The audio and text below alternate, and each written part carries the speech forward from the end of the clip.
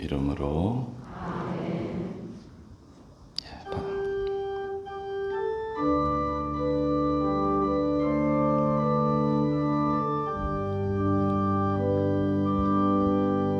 마음이 지쳐서 기도할 수 없고 눈물이 빗물처럼 흘러내릴 때 주님은 우리 연약함을 아시고 사랑으로 인도하시네.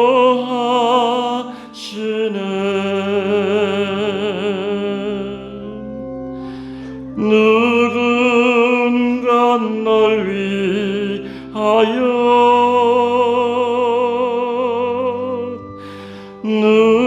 누군가 기도하네.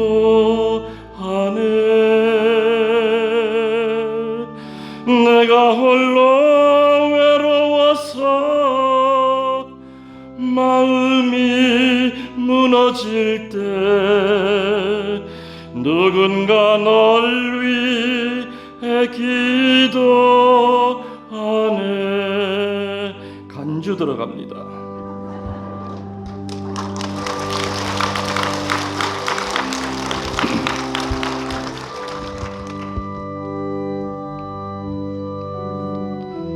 우리 어떨 때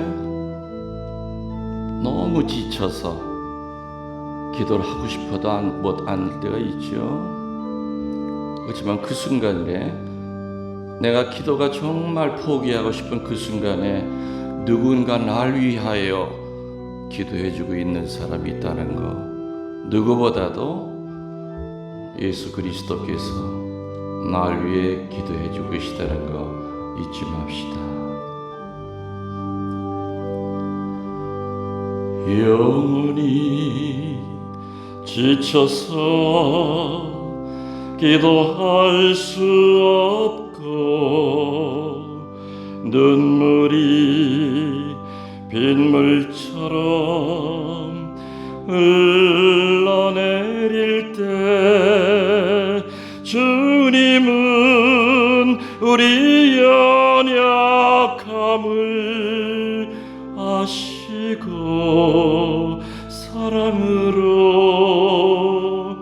인도하시네.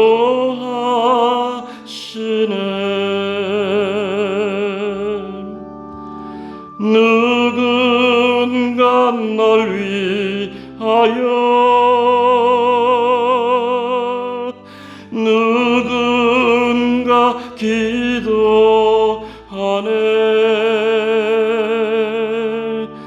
내가 홀로 외로워서 마음이 무너질 때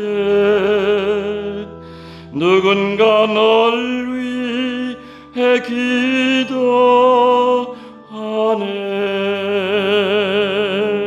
아멘.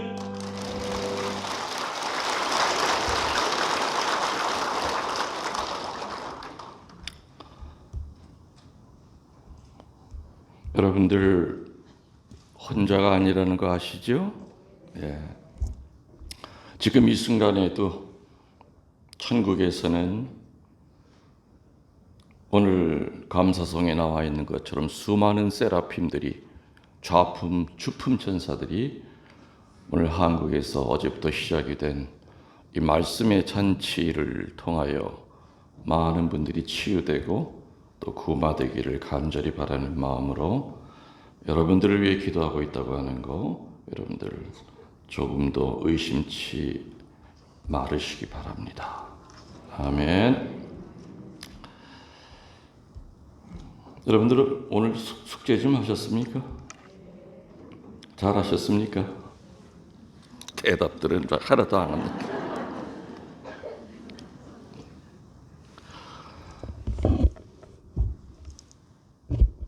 여러분들 옛날 영화 가운데, 한국 영화 가운데 그 영화 혹시 보셨습니까? 좋은 놈, 나쁜 놈, 이상한 놈. 꽤 유명한 배우들이 나왔죠. 그리고 그 영화 히트했어요. 좋은 놈, 나쁜 놈, 이상한 놈. 저는 그 영화를 3번을 봤는데 아무리 봐도 어떤 놈이 좋은 놈인지 모르겠고 어떤 놈이 이상한 놈인지 모르겠어요. 다 그 놈이 그 놈이야. 그런데 이 영화를 본 어느 목사님이 이 영화를 보고 당신 교회 주보에다가 글을 쓰셨어요. 그러면서 그 목사님이 뭐라고 제목을 붙였느냐? 좋은 교회, 나쁜 교회, 이상한 교회. 그러면서 또 목사님은 좋은 교회가 뭐고 나쁜 교회가 뭐고 이상한 교회가 뭔지에 대한 정의를 자기 나름대로 하셨어요. 그 목사가 얘기했던 좋은 교회는 뭐냐? 뭘 것 같아요? 말씀대로 사는 교회예요. 뭐대로 산다고요? 그렇죠. 말씀 그대로 사는 교회가 좋은 교회다. 나쁜 교회를 또 어떻게 표현했느냐? 말씀을 팔아먹는 교회, 장사꾼 교회. 이게 나쁜 교회예요. 또 이상한 교회를 뭐라고 표현했느냐? 겉으로 볼 때는 말씀대로 사는 것처럼 보이지만 실제는 말씀을 팔아먹고 사는 장사꾼의 교회. 어떻게 보면 그 목사님은 자기 교회를 고발하는 거예요. 어쩌면 자기 자신을 고발하고 있었던. 아무튼 그 목사님 주보의 글을 읽고 굉장히 제가 이렇게 가슴에 와 닿습니다. 맞다. 저도 묵상했죠. 좋은 신부가 있고 나쁜 신부가 있고 이상한 신부가 있다. 아마 교우 여러분들은 좋은 신부 하면은 여러분들이 생각할 때 좋은 사제는 어떤 사제예요? 성경에는 착한 목자라고 그랬어요. 그죠? 착하다고 하는 그 사전을 찾아보면은 첫 번째가 선하다, 두 번째가 어질다, 세 번째가 성실하다. 착하고 어질고 성실하면 착한 목자예요. 근데 좋은 신부는 그 목사님 표현과 비슷하게 제가 말을 하려 치면 정말 본인 자신이 하느님 앞에 너무너무 많이 부족하지만 예수님을 닮으려고 길을 쓰는 사제. 그렇죠? 사제가 됐다고 해서 완벽한 인간이 아니죠. 그렇지만은 좋은 사제는 정말 많이 부족해요. 그렇지만은 예수님을 닮으려고 무던히도 애를 써요. 착한 목자가 되려고 무척 애를 써요. 이게 바로 좋은 신부. 동의하십니까? 예? 고병수 신부님이라고요. 와.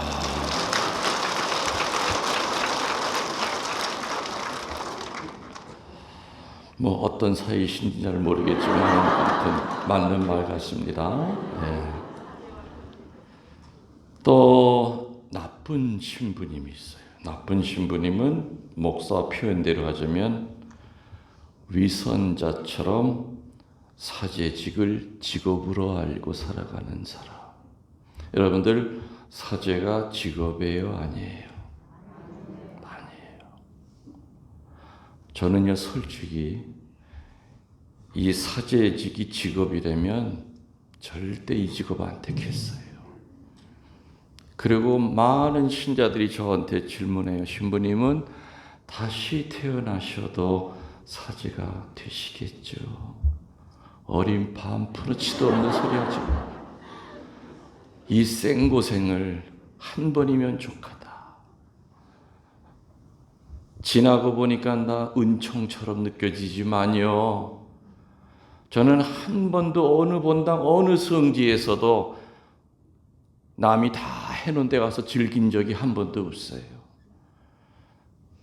정말 가시밭길을 걸었고 꽃밭길을 걸어본 적도 없고 푹신푹신한 방석에 앉아본 적도 없어요. 어찌 이렇게 38년이 어떤 신부들은 남이 다 해놓으면 가서 편하게 그런 팔자가 있는 신부도 있는데 어떻게 이 기구한 팔자는 맨날 황폐한 데 가서 일만 하다가 지나고 보니까 그래 만일에 내가 정말 편한 데 가고 일거리가 없는 데 갔다면 글쎄 내가 혹시 잘못될 수도 있었어. 그저 앞만 보고 살다 보니까 40년 세월이 된 거예요. 이게. 그래서 고통도 은혜가 맞긴 맞습니다만 신부님 다시 태어나도 사제가 되시겠지요. 그러면은 여러분들 실망하실지 모르지만 전 되게 싫어요. 그리고 저는 제 능력에 과분하게 너무 많은 십자가를 저한테 주셨던 것 같아요. 그래서 정말로 하느님에 대한 그 믿음이 없었다면은 정말 나쁜 신부로 살았을 겁니다. 사제직은 분명히 직업이 아닙니다. 그런데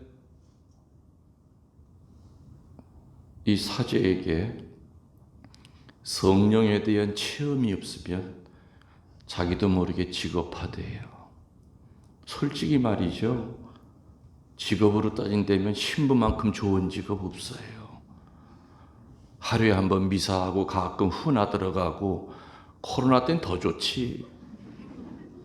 아니 뭐 일 안 한다고 주교가 뭐라고 할 사람도 없고 나 미사 잘 드려요.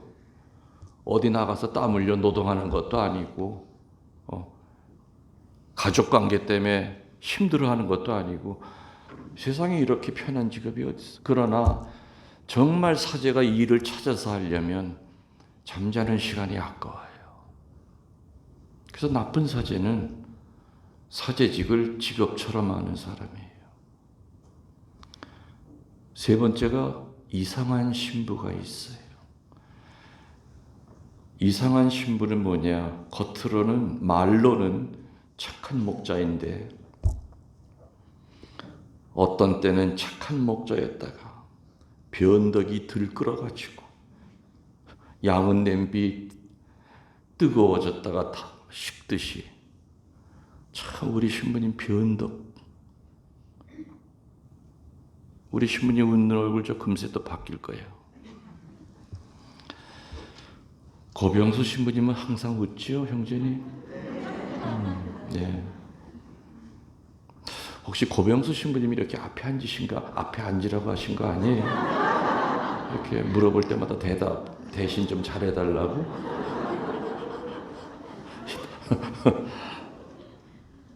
하여튼 그 목사님이 얘기한 좋은 교회, 나쁜 교회, 이상한 교회, 또 제가 생각하는 좋은 신부, 나쁜 신부, 이상한 신부. 자, 그럼 여러분들은 내가 안 건드리고 넘어갈 것 같아요. 좋은 신자가 있어요. 나쁜 신자가 있고 요상하게 이를 데 없는 신자가 있어. 좋은 신자는 어떤 신자냐? 오늘 내일 어저께 얘기한 대로 살려고 애쓸 사람들. 그게 좋은 신자예요. 한마디로 얘기하면은 오늘 이 3일 동안의 제목이 뭐예요? 성숙한 신앙인이 되려고 애쓰는 사람, 하느님의 뜻대로 살려고 노력하는 사람, 이런 사람들이 바로 좋은 신자예요. 나쁜 신자는 누구냐? 성경에서 예수님은 이 나쁜 신자들을 가라지라고 비유합니다. 어떤 미친 농부가 밭에다 씨앗 뿌릴 때 잡초씨까지 같이 뿌리는 농부 있어요? 없어요. 근데 뿌린 건 분명히 밀씨를 뿌렸는데 나중에 보면 이상하게 잡초씨, 가라지 싹이 같이 올라와.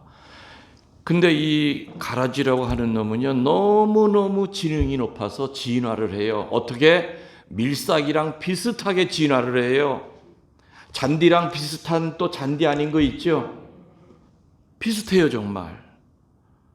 그래서 농부가 분명히 요게 가라지 싹 같은데 또 아닌 것도 같고, 그래서 농부가 싹이 올라올 때는 안 건드린다고 그랬잖아요. 왜? 가라지 싹을 뽑다가 밀싹까지 같이 뽑힐까 봐. 그리고 이제 줄기가 자라겠죠? 줄기가 자라면서 이놈 정체가 드러나기 시작해요. 밀줄기랑 가라줄기가 달라요. 그런데도 농부는 안 건드려요. 왜 안 건드릴까요? 가라지라고 하는 놈이 얼마나 지능적이고 독한 놈인지 밀 뿌리를 칭칭 감고 있어요. 나 뽑을 테면 뽑아. 나 혼자 안 주고 저는 끌고 나가지. 농부는 오랜 경험으로 그 가라지 뿌리가 밀 뿌리를 감고 있다는 걸 알아요. 그래서 안 뽑아요. 그러다가 나중에 추수가 되면 인정사정 없이 뭐 엉켜있든 뭐하든 그냥 짝짝 뽑아서 엉켜있는 거 짝짝 찢어서 밀은 곳간에 채우고 가라지는 어떻게 한다고요? 불에 태워버린다고 그랬어요. 다시 말하면 하느님이 연세가 많아서 눈이 침침해서 내가 죄 짓는 걸 보고 죄 지을 때마다 그 자리에서 직결 심판, 직결 벌을 안 주시는 게 아니에요. 만일에 말이죠, 우리들이 죄를 지을 때마다 하느님이 바로 그 자리에서 벌을 주신다면요, 지금 아무튼 꼬라지들 이상하게 하고 있을 거예요. 남의 말 할 때마다 이빨을 다 뽑아버려요. 다 틀리하고 있을 거예요. 주일 빠질 때마다 발가락이 꺾어져. 발가락이 좀 다 꺼져 있을 거예요.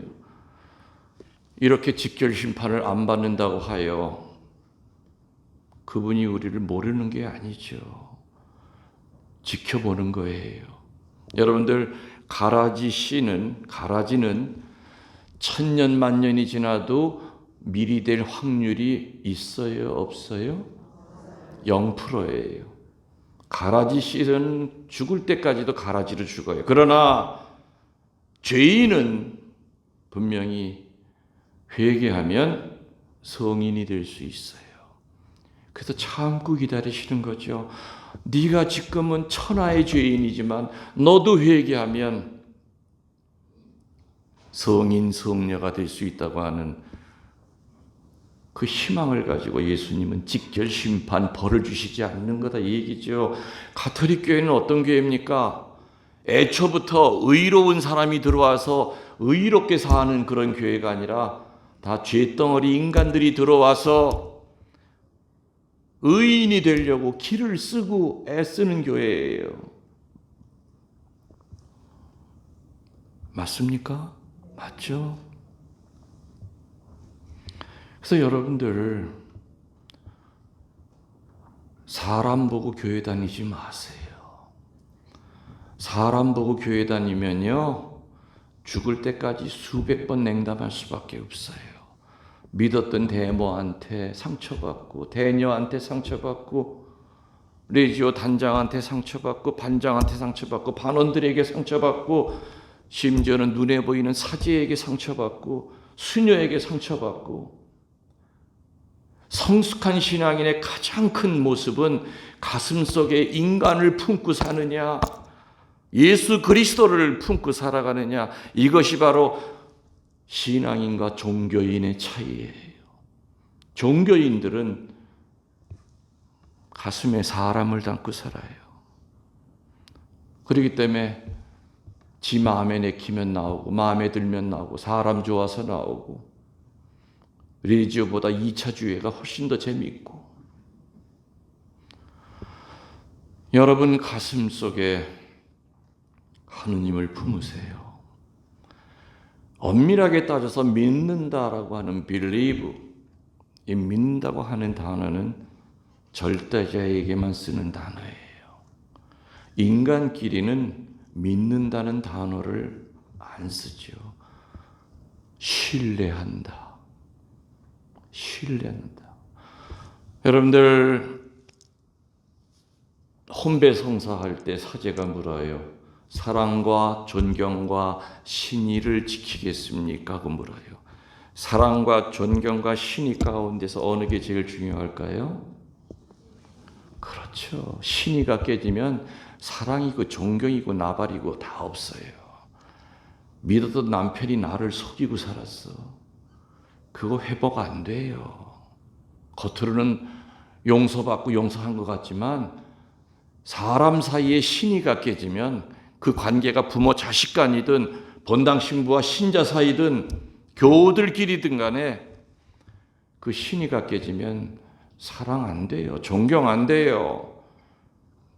그래서 사람과 사람 사이에는 신의라고 하는 다리가 놓여져야 돼요. 근데 그 다리는 어떤 나사로 꼭꼭 조여졌느냐? 분별이라고 하는 나사로 조여져 있어요.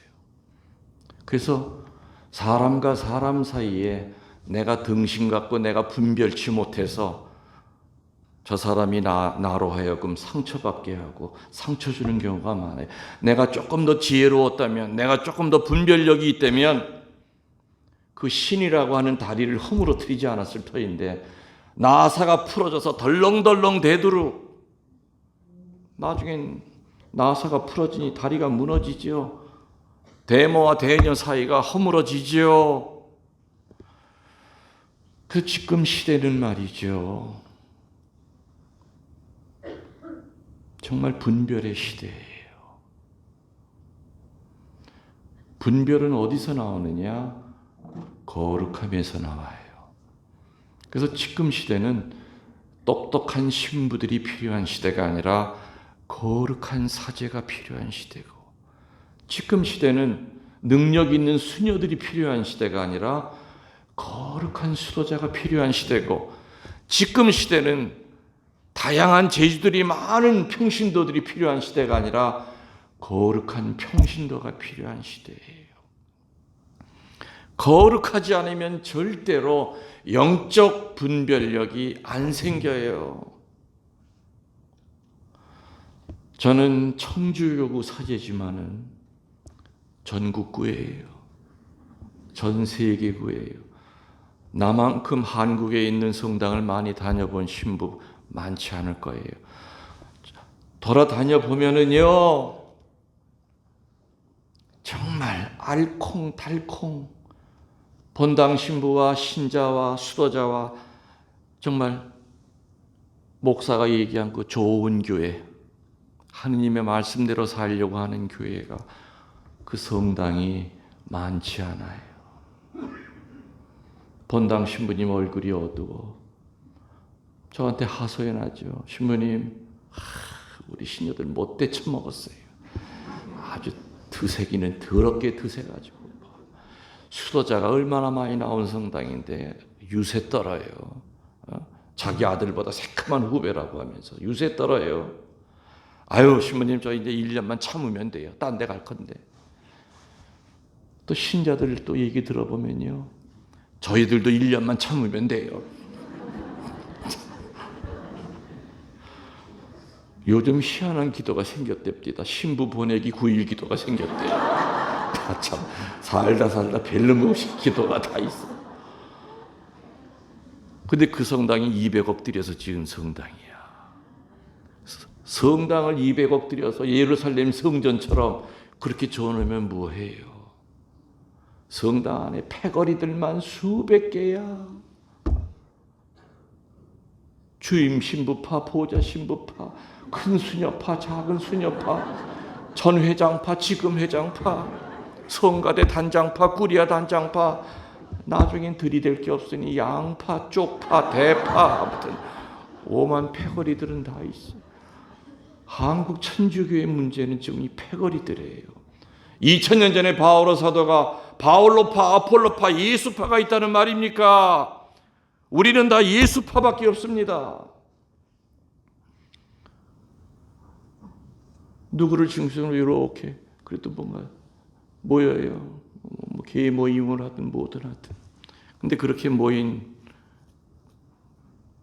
그 파들이 모여 앉아서 하느님께 기도하고 교회를 위해 기도하는 모임이면 얼마나 아름다운 모임이겠습니까마는 대개는 기도 안 해요. 그러니 뭐가 치고 들어와요? 마귀가 치고 들어와요. 그래서 모여 앉으면 일단 뒷담화 치는 거죠. 본당 신부, 요절내부, 본당 수녀, 칼질해서 아무튼 회 뜨고 어느 신자 또 뭐 입에 올리고. 그래서 여러분들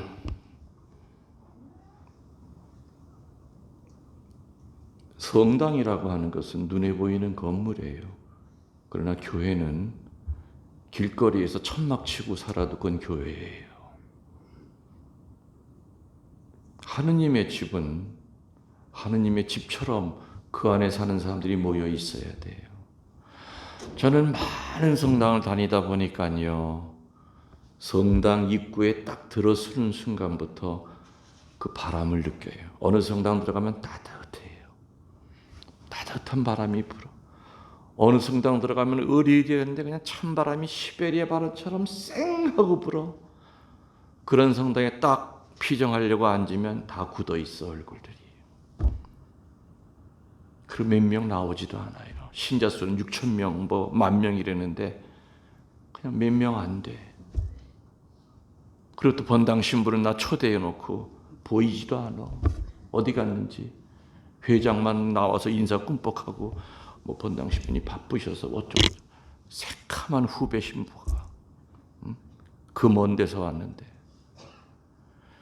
근데 따뜻한 바람이 부는 성당은 사제와 수도자들이 다 회장들이 와서 그래도 영접을 하죠.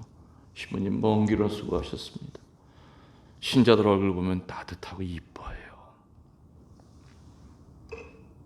정말 은혜가 충만히 내리죠. 그럼 여러분들 되게 궁금할 거예요. 동강성당은 어떠셨어요? 어저께 딱 들어오실 때 어떤 느낌이셨어요? 저는요, 우리 사랑하는 우리 고신부님, 우리 후배 신부님, 저희 신자들을 위해서 어차피 제주도 오신 김에 3일만 더 연장하셔서 대림맞이 특강 좀 해주십시오 하고 부탁할 때 저는 그때부터 알았어요.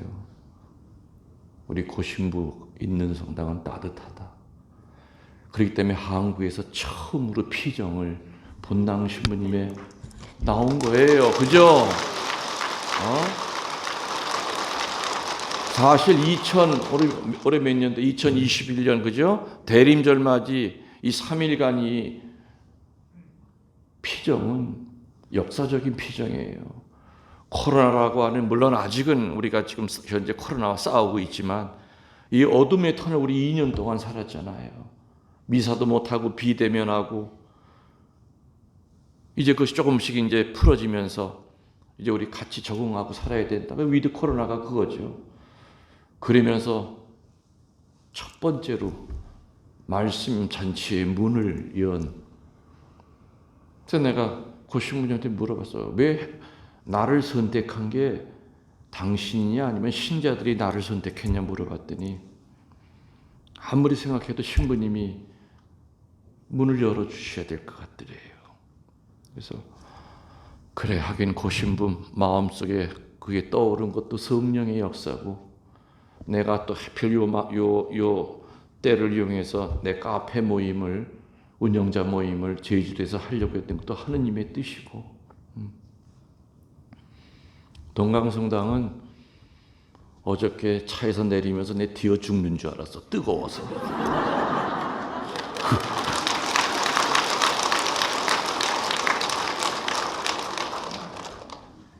그래서요, 나쁜 신자의 정의는 가라지 같은 신자예요. 회개할 줄 모르는 신자예요. 분란을 일으키는 신자예요. 잘 되던 모임도 그 인간만 기어 들어가면 다 깨지는 신자예요. 그리고 좋은 신자는 깨졌던 공동체도 그 사람만 들어가면 영적인 접착제로 다 붙여놔요. 썰렁하던 두세 사람 앉아있던 레지오도 그 착한 신자, 좋은 신자가 들어가면 1년도 안 돼서 10대 명으로 늘어나요. 거기 먼저 들어가려고 난리예요. 줄을 서요. 이제 무슨 신자 남았어요? 요상한 신자가 남았죠. 이상한 신자는 어떤 신자일 것 같아요? 답이 이미 나왔어요. 어떤 때는 밀 같고 어떤 때는 가라지 같고 헷갈려. 헷갈려. 그냥 이렇게 손바닥 뒤집듯이 이런 사람이죠.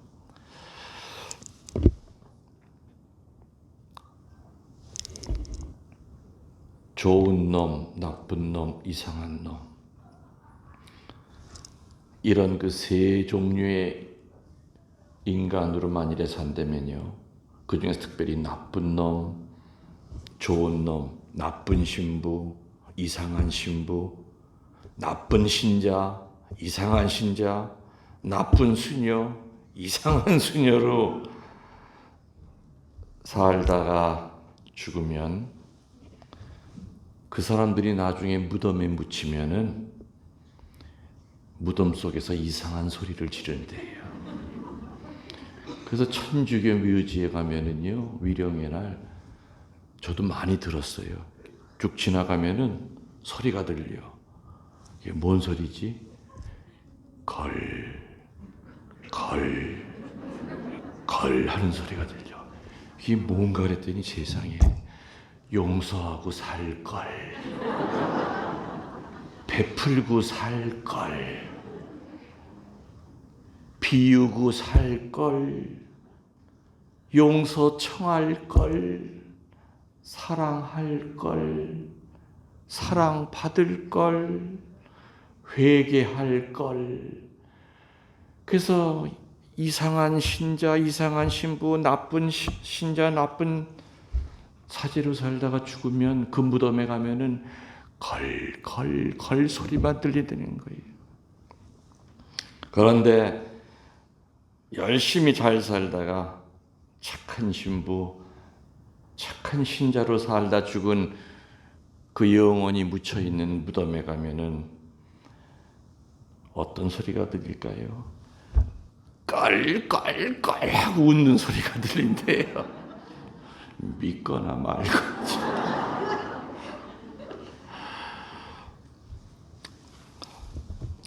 여러분들, 사람들의 말을 옮기는 새를 구간조라 그래요. 다른 말로 앵무새라 그러죠. 앵무새가 정말 사람 말 옮기는 거 들어보셨어요?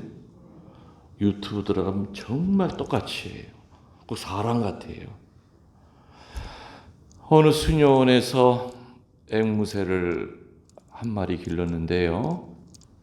그 수녀원이 한 6명이 사는 수녀원이었대요. 미리 말씀드리지만 동강성당 수녀원은 아닙니다. 그러니까 또 오해하지 마시고. 근데 아무튼 원장 수녀님이 참 아래 수녀들을 힘들게 했나 봐. 그러니까 견디다 못해가지고 작은 수녀들이 혼자 중얼중얼 수녀원 복도를 지나갈 때마다 앵무새 옆에 지나갈 때마다 자기도 모르게 뭐라고 중얼거렸느냐. 우리 원장 수녀 빨리 죽었으면 좋겠어. 앵무새가 그 소리를 듣고 외운 거야. 그래서 원장 수녀가 지나갈 때마다 또 우리 원장 수녀 죽었으면 좋겠는 걸 그러니까 원장 수녀님이 얼마나 창피하고 쪽팔리고 부끄러워. 이거 분명히 아래 수녀들이 한 말을 앵무새가 지금 외우고 있는 건데 심증은 있는데 물증이 없어. 그렇다고 해서 앵무새를 죽일 수도 없고. 그래서 너무너무 고민하다가 교구청에 가서 이제 성사를 보면서 그 얘기를 했대요. 이거 어떻게 해야 됩니까? 그러니까 거기 있는 신부님이 좋은 수가 있다. 우리 주교님이 기리는 앵무새가 있는데 얘는 정말 기도 열심히 한다. 그래서 주교님 앵무새를 한 달 동안 빌려드릴 테니 같은 그 새 장에 집어넣으면은 주교님 앵무새가 수녀원 앵무새 피정지도 하면은 된다. 그래가지고 원장 수녀가 신이 나가지고 주교님 앵무새를 빌려가지고 수녀 앵무새 갖다 집어넣었어요. 그래서 아예 그냥 피정지도 잘 받으라고 그냥 침묵 지키라고 수녀들은 그쪽으로 가지도 못하게 하고 본인도 안 갔어. 아주 피정지로 확실하게 받으라고. 한 달이 지났어요. 지금쯤이면 우리 앵무새가 회개했겠지 하고서는 앵무새 2마리가 있는 그 앞으로 원장 수녀가 갔더니 어떻게 된 거야? 수녀원 앵무새가 여전히 우리 원장 수녀 죽었으면 좋겠네. 그러니 그 옆에 있던 주교님 앵무새가 우리의 기도를 들어주소서.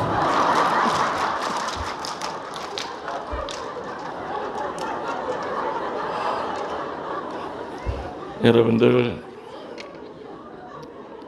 그 원장 수녀님은 주교님 앵무새가 아니라 교황님 앵무새를 갖다 집어넣어도 문제 해결이 안 돼요. 그죠? 문제 원인을 제공한 게 누구야? 본인 자신이야.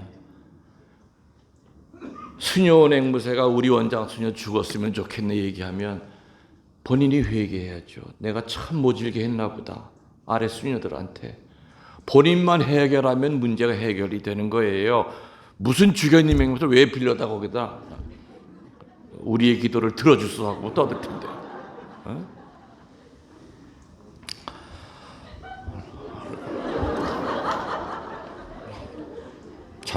잠자다가도 웃을 거예요.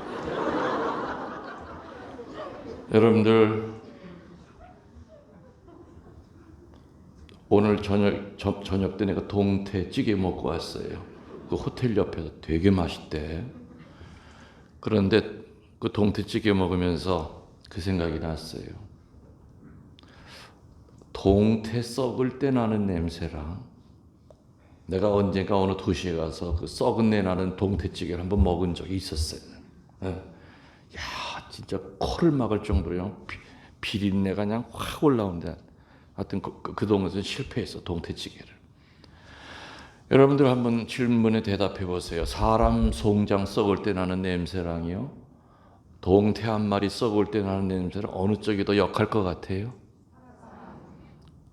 맡아본 거처럼 또 얘기하시나. 요즘 무슨 사람 송장 냄새를 어디서 맡아요? 죽으면 바로 냉장고로 들어가 버리는데 바로 사람 동태가 되는데 바로. 근데 분명한 것은 생선 한 마리 썩을 때보다는 송장 썩을 때가 냄새가 비교가 안 될 정도로 역하죠. 옛날에 뭐 무슨 영안실 이런 게 어디 있었습니까? 그거 삼복더위에 사람 죽어봐요.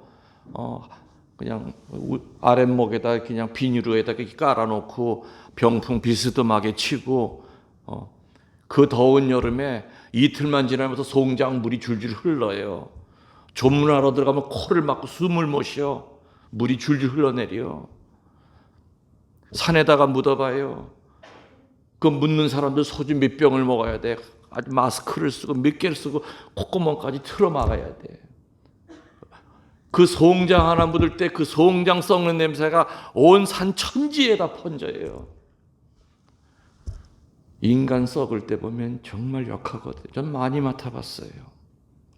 동태 썩는 거랑 비교가 안 돼요. 다시 말하면 귀하고 비싼 존재일수록 썩을 때 보면 역해요. 동태가 비싸요? 사람이 비싸요? 얘기해 보세요. 동태가 귀한 겁니까? 인간이 귀한 겁니까? 말 하나 많아죠. 근데 희한하게 썩을 때 보면 동태 썩을 때보다 인간 썩을 때가 더 역해. 귀하고 비싼 존재일수록 썩을 때 보면 냄새가 더러워. 풀이해 볼까요? 사제가 썩을 때 그 냄새는 일반 신자들이 썩을 때 냄새보다 훨씬 더 역해요. 수녀들이 썩을 때 나는 냄새는 레지오 단원들이 썩을 때 나는 냄새보다 훨씬 더 역해요. 천주교 신자가 썩을 때 나는 냄새는 성당에 발 한 번 안 디뎌 놓은 이방인들이 썩을 때 나는 냄새보다 훨씬 더 더럽고 역해요. 귀하고 비싼 존재일수록 썩을 때 더러워요. 다시 말하면 이 로만 칼라 한평생 하고 산다고 천국 가는 거 아니에요. 수도자들이 베일 쓰고 산다고 천국 보장된 거 아니에요. 여러분들이 미사수건 쓰고 세례명 하나씩 있다고 하여, 집안에 신부가 있고 수녀가 있다고 하여 구원받는 거 아니에요. 우리는 분명히 세례 받을 때 구원 받으셨죠? 엄밀히 따지면 구원의 문 안으로 들어왔어요. 문 밖에 있는 것과 문 안에 있는 것과는 분명히 다르죠. 근데 문을 열고 들어와도 예수님이 계신 곳까지는 아직 길이 멀어요. 우리는 세례받을 때 분명히 구원받았고, 더 정확히 얘기하면 구원의 문 안으로 들어와 있습니다. 그렇지만은 어떻게 사느냐에 따라서 세례받은 것 그 자체가 천국을 보장해 주진 않는다는 얘기입니다. 맞죠? 엉망진창으로 살고 못되게 사는 천주교 신자들도 얼마나 많은데요. 저는 수인 사목을 7년 했어요. 교도소 담당 신부들이 제일 괴로운 게 뭔지 압니까? 새로 죄수들 들어왔을 때 종교를 물어요. 제발 요번에는 천주교 신자 손 안 들기를 바래요. 새로 들어온 사람 가운데 천주교 신자 여기저기 손 들면 얼마나 가슴이 아픈지 몰라. 그래서 유일하게 신자가 줄어들면 줄어들수록 행복한 사목이 수인 사목이에요. 늘어나면 늘어날수록 괴로운 사목이 수인 사목이에요. 다른 사목과는 다르죠? 이해가 되시죠? 무슨 얘기인지. 선고받고 20명이 새로 들어왔어요. 종교 이렇게 보니까 아이고, 오늘은 한 명도 없네 우리 천주교 신자. 다행이야. 다행이야. 저는 남자 교도소, 여자 교도소, 소녀는 다 제 사목 관할이었습니다. 귀하고 비싼 존재가 될수록 분명히 냄새가 역하다. 우리들은 귀하고 비싼 존재로서 썩지 않으려고 우리 이 자리에 앉아 있는 거죠. 사제들도 정말 죽을 힘을 다하여 서품 받았을 때 그 귀한 존재로 숨이 끊어지는 그 순간까지 살도록 애써야죠. 제가 그 시골 본당에 괴산이라고 하는 데가 있습니다. 충북의 괴산. 거기 이제 본당 신부를 할 때 아주 특별한 아이를 하나 봤어요. 본당 신자 아이인데 중학교 2학년이에요. 근데 얘가 왜 특별하느냐? 태어날 때부터 태생소경이에요. 눈이 움푹 꺼졌어요. 앞을 못 봐요. 그런데 왜 얘가 특별한 아이냐? 연 있죠, 연. 날리는 연. 기가 막히게 연을 잘 날려요. 한국 대회에서도 2개 부분에 우승하고요. 일본에 가서도 일본 연들을 다 욕하는 것 같은데 이상한데 이거. 아무튼 일본 연들을 다 그냥 다 끊어버리고 왔어.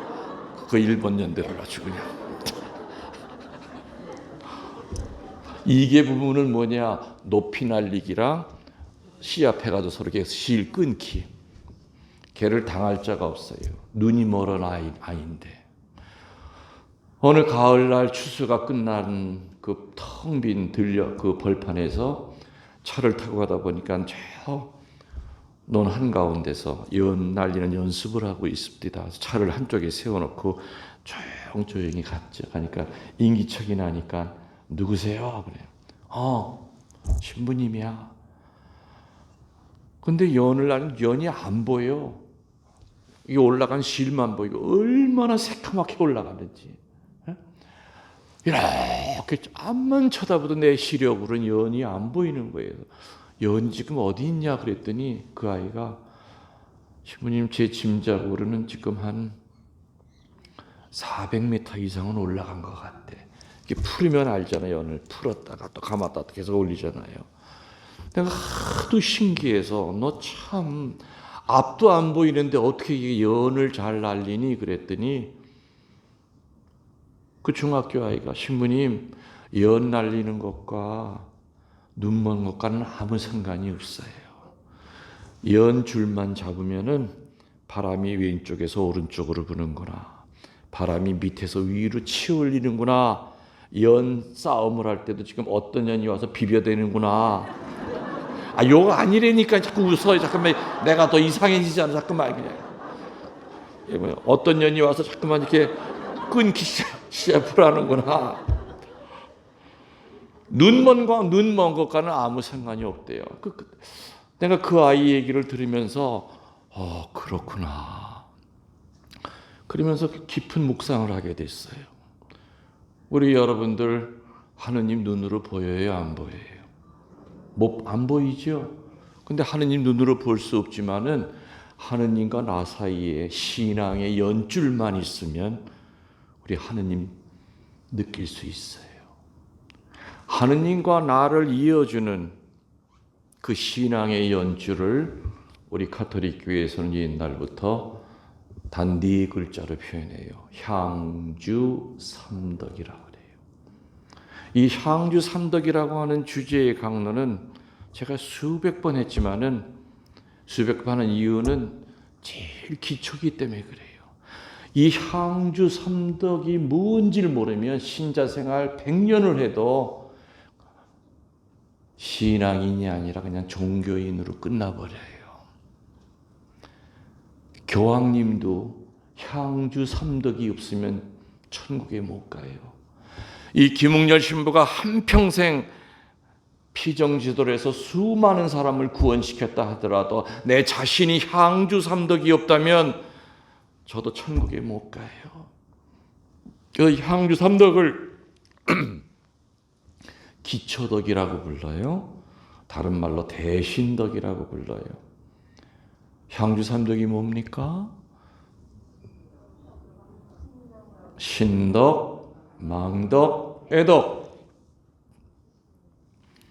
옛날에는 그 교리에 향주 삼덕은 신덕, 망덕, 애덕으로 나왔었죠. 근데 요즘 신자들은 그 말을 들어본 적도 없어요. 뭐로 아느냐 대신 믿음, 소망, 사랑. 이거는 개신교에서 온 용어예요. 믿음, 소망, 사랑은 저는 어릴 때 믿음, 소망, 사랑이라는 단어를 들어본 적이 없어요. 할아버지 무릎에 앉아서도 할아버지가 교리 가르칠 때도 향주 삼덕, 웅녀라 신덕이 있어야 된다. 망덕을 삶을 살아야 된다. 애덕이 없으면 우리는 이방인과 똑같단다. 아주 귀에 못이 박히도록 들은 말이 향주 삼덕이에요. 말 그대로 주님을 향한 3가지 덕, 향주 삼덕, 신덕, 망덕, 애덕. 헛덕이 아니라 시루떡이 아니라 신덕, 망덕, 애덕. 여기까지는 향주 삼덕이 뭐냐 물어본 여기까지는 그래도 신자들이 대답하는 사람들이 몇십 프로가 돼요. 근데 이제 막상 구체적으로 들어가서 신덕의 핵심이 뭐냐, 망덕의 핵심이 뭐냐, 애덕의 핵심이 뭐냐 물으면 다 엉뚱한 소리예요. 사제들한테도 내가 가끔 이제 신학교 가서 아니면 이제 타교구 신부님들 피정지도 할 때도 있거든요. 가서 신부님들 신자들에게 신덕 어떻게 가르치세요? 다 말들이 다 달라. 뭐 믿음 아닙니까? 아니 그렇게 그 이상한 얘기하지 말고 가톨릭 정통 교리로 신덕에 군더더기 다 떼어버린 바말 그 가시 전부 다 벗겨내고 그럼 그 안에 뭐가 있어? 아주 윤이 잘잘 흐르는 바말이 나오죠. 신덕의 껍질을 다 까면 그 안에 아주 핵심적인 알맹이, 그 신덕의 핵심이 뭐냐?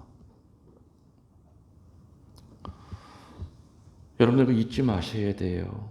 신덕의 핵심은요, 순명이에요. 순명. 내가 신덕이 있는 신앙인이냐 없는 종교인이냐 하는 그 기준은 얼마나 하느님과 교회와 내 양심에 순명하고 살아가느냐. 바로 신덕의 핵심이 순명이에요. 뭐라고요? 절대 잃어버리시면 안 됩니다. 순명하는 사람은 신덕이 있는 사람이에요. 망덕이라고 하는 그 파마를 다 까면 그 안에 윤기가 잘잘 흐르는 이쁜 파말이 나오듯이 망덕의 껍질을 까면은 마지막에 나오는 그 망덕의 핵심은 또 뭐냐? 뭘 것 같아요? 믿음, 소망, 사랑 중에서 누구 맘대로? 망덕의 핵심이 뭐냐 그러면은 뭐 많은 얘기들이 나오는데 희망 아닙니까? 바람 아닙니까? 기다림 아닙니까? 뭐 철학적인 의미로는 다 뭐 뜻이 통하긴 통하지만 알맹이는 아니에요. 아까 조금 전에 어디서 정답이 한번 나왔어요. 망덕의 핵심은 기쁨이에요. 내가 망덕의 삶을 사느냐 안 사느냐 하는 스스로에 대한 평가는 정말 내가 기쁘게 살아가고 있느냐. 맨날 우거지상을 하고 맨날 우울하고 슬프고 분노하고 화내고 그런 사람은 일단 망덕의 삶을 사는 사람이 아니에요. 망덕의 삶은 어떤 조건에서만 기쁘게 살아라 이게 아니에요. 슬퍼도 고통이 와도 십자가가 와도 어떤 상황에서라도 기뻐야 돼요. 그게 망덕의 핵심이에요. 마지막 뭐 남았습니까? 애덕 남았죠. 애덕의 핵심이 뭐냐면 저렇게 지금 사랑이라고 얘기해요. 이쪽에서 툭 튀어나오듯이. 아니에요. 사랑은요, 성당 안 다녀도요, 사랑할 사람 다 사랑하고도 살아요. 성당에 발 한 번 안 들여놓은 사람이라도 자기 이뻐할 사람은 다 이뻐하고 살아요. 맞아요? 틀려요? 그래서 애덕의 핵심은 사랑은 너무 추상적인 개념이에요. 애덕의 핵심은 사랑이 아니라 용서예요.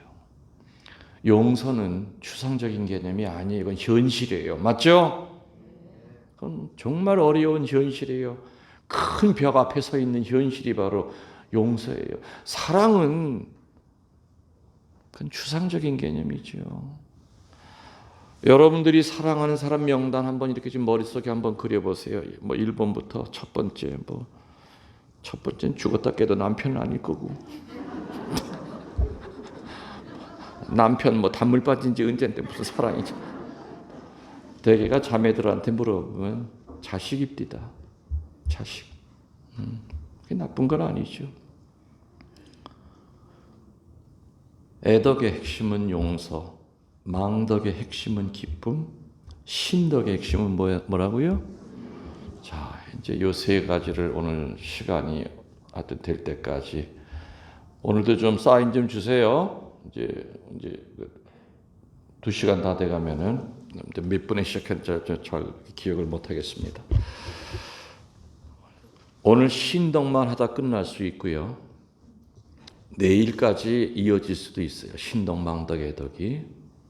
또 신덕, 망덕, 애덕에 대한 요 주제 가지고 보통 뭐 신학교 피정 같은 경우는 한 일주일, 또 어떤 때는 뭐 한 달까지도 이 주제를 가지고 향주 삼덕을 가지고 얘기할 수 있습니다. 그래서 여러분들한테는 정말 핵심적인 것만 이렇게 얘기를 해드립니다. 그래도 분명히 시간이 좀 걸리긴 걸릴 겁니다. 자, 여러분들 신덕의 핵심이 뭔지 이제 기억하셔야 됩니다. 신덕이 뭐라고요? 망덕이 뭐라고요? 애덕이 뭐라고요? 절대 잃어버리지 마세요. 깜빡 하시는 분들은 밥상 옆에다 적어놓고 외우세요. 오늘 저는 3일 동안 여러분들이 향주 삼덕을 가리키러 내려온 사람이에요. 이게 없으면은 김신부도 이게 없으면 천국 못 간다고 그랬죠. 교황님이나 주교님도 향주 삼덕 이 세 가지가 없으면 못 간다고 그랬어요.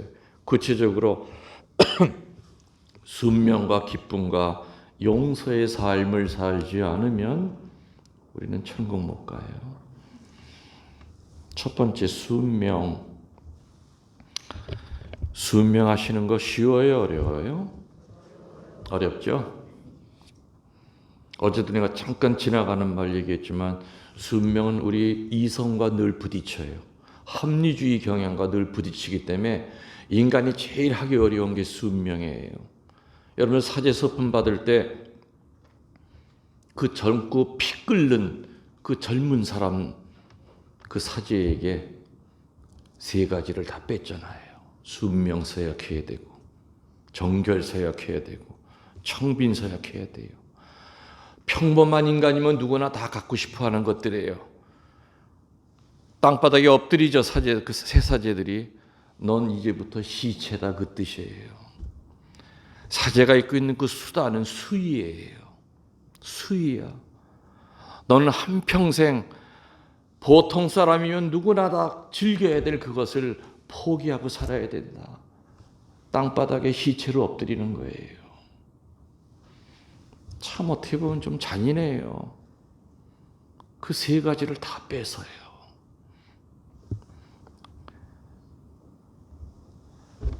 그 중에서도 제일 힘든 게 뭐냐? 순명이에요. 순명서약이에요. 여러분들 구약과 신약에 수많은 성인, 성녀들 또 선지자들이 있죠. 순명하면 떠오르는 그 성인이 누굽니까? 구약에. 믿음의 조상 누구라고 그래요? 아브라함이라고 그러죠. 아브라함에게 제일 먼저 순명을 시험한 것이 창세기 12장 1절 네 고향과 친척과 아비의 집을 떠나서 내가 일러주는 곳으로 가거라 했죠. 아브라함 갔습니까? 안 갔습니까? 그때 나이가 75세예요. 모든 안정된 삶을 포기하고 80이 다 된 그 나이에 어딘지도 모르는 그곳을 향해 떠나는 건 결코 쉬운 얘기가 아니었을 겁니다. 근데 떠났어요. 정말 식솔들을 거느리고 간 곳이 어디입니까? 가나안 땅이에요. 가나안 땅 젖과 꿀이 흐른다고요. 누가 그래요? 먼지만 풀풀 나는 박토였습니다. 가나안 땅. 오히려 그 전에 살던 유프라테스 강가가 훨씬 더 기린된 땅이었어요. 풀도 안 나고 끌고 온 짐승들 먹일 풀도 없고 물도 귀한 가나안 땅이었어요. 그래도 원망하지 않았습니다. 그리고 나이 100살이 됐을 때 천사 셋을 보내서 사라에게 대접 잘 받았으니 아기를 가질 거다. 그래서 태어난 게 누구예요? 이삭. 아브라함 나이 100살입니다. 이성을 초월하는 잉태였죠. 성모님과 비슷한 거예요. 근데 100살에 이삭을 줬는데 얼마나 눈에 넣어도 안 아플 이쁜 자식이었겠습니까? 그런데 줄 때는 언제고 뭐라 그래요? 번제물로 바치래요. 번제물이 뭐예요? 사람 대신해서 죽이는 짐승을 번제물이라고 그래요. 내가 죄를 졌는데 내가 나를 죽일 수는 없잖아요. 그래서 나 대신 양을 죽이든지 뭘 죽여야 돼요. 또 어떤 때는 뭐 이래서 유대법에 보면은 아기를 낳고 난 다음에 몸이 이제 불결하다 해가지고 또 그거를 또 이제 없애는 또 양도 바치고 예수님 낳고 난 다음에 성모님이 비둘기 한 쌍 바쳤다고 그랬잖아요. 그건 정결례에 관련된 번제물이죠. 근데 대부분의 큰 번제물은 죄를 대신해서 죽는 거였죠. 근데 야훼 하느님께서 아브라함에게 너를 대신해서 네 아들을 바쳐라. 양 대신에 네 아들을 바쳐라. 이게 뭐 사람 가지고 장난하는 겁니까? 차라리 주지나 말지 아이를. 줄 때는 언제고 번제물로 바치래요. 번제물 어떻게 바쳐야 되느냐? 짐승의 배를 갈라서 창자를 끄집어내서 토막을 쳐서 숯불에다 이렇게 태워서 연기로 날려보내는 게 번제물이에요. 애비가 자식의 배를 갈라 창자를 끄집어내가지고 토막을 쳐서 번제물처럼 연기로 하늘로 올려버리래요. 여러분에게 똑같은 그런 얘기를 야훼 하느님께 하셨다면은 저 할 수 있습니다 하는 사람 손 들어봐. 손 들기만 해봐. 가만은 놔둬.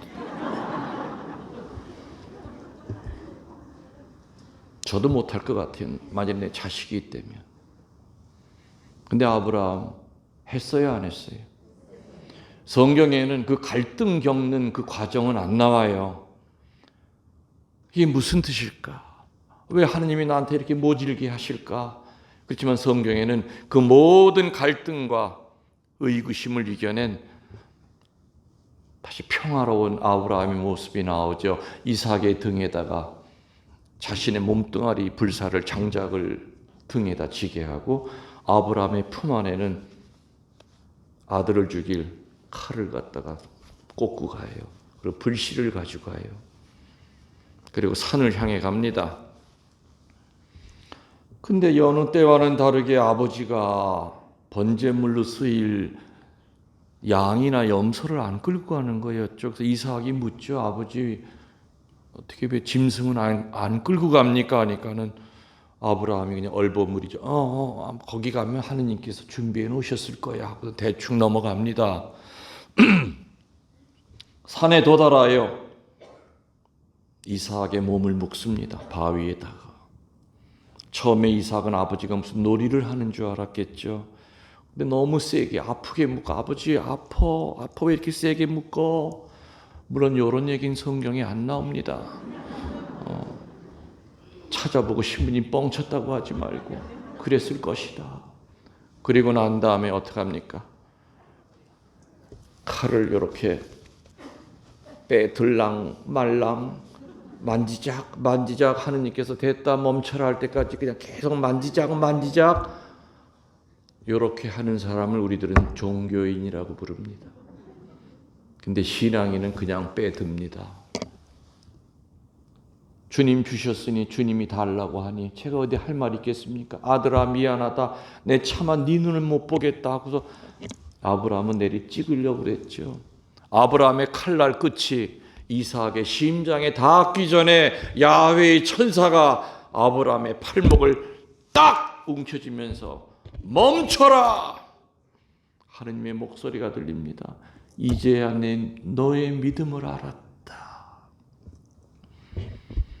그 정말 끔찍한 그 순명을 한 결과로 야훼 하느님께서 아브라함에게 어떤 축복을 줍니까? 자손에 대한 축복을 줍니다. 앞으로 너의 후손은 하늘의 별보다 바다의 모래알보다 많을 것이다. 그래서 성경에 등장하는 하느님께 순명하는 자에게 주시는 첫 번째 축복은 자손에 대한 축복으로 나와요. 만일에 말이죠, 아브라함이 아들 번제물로 드리라고 할 때 미쳤수 하면서 뒤도 안 돌아보고 아브라함 데리고 도망을 쳤다고 합시다. 그래서 며느리를 얻어서 자손을 낳으려고 애를 쓴다는데 하느님께서 그 며느리의 태를 막아버려, 자궁을 막아버려. 결국에는 아브라함의 후손은 이삭 하나로 끝나는 겁니다. 맞죠? 종치는 겁니다. 어리석은 인간은 자기의 셈법이 하느님의 셈법보다 훨씬 더 정확하다고 착각을 해요. 하느님 앞에서 대차 대조표를 만들고 손익계산을 합니다.